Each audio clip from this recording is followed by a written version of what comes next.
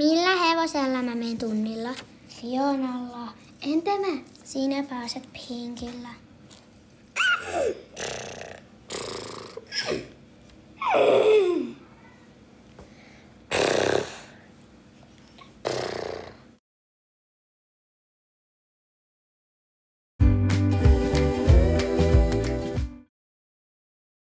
Tunnilla.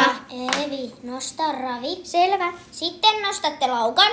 Ihu! Voidaanko hyppiä esteitä? Joo. Onko teillä tunti menossa? Joo. Tunnin jälkeen.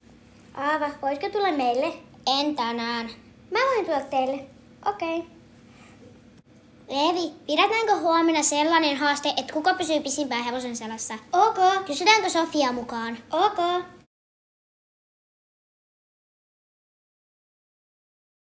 Seuraavana päivänä.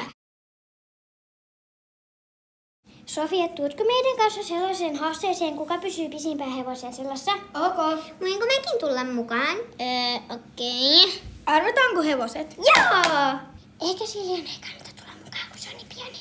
Sellainen Silja kannattaa tulla mukaan, koska sä oot niin pieni, sulle voi sattua jotain. Mä oon ihan tarpeeksi iso. Sä et voi missään nimessä tulla mukaan. Ei päästänyt mua mukaan. Ajatteleeko sä samaa kuin mä?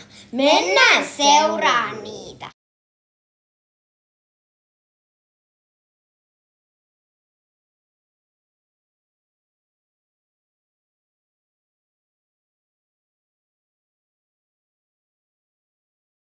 Mitäköhän noi tekee? En mä tiedä.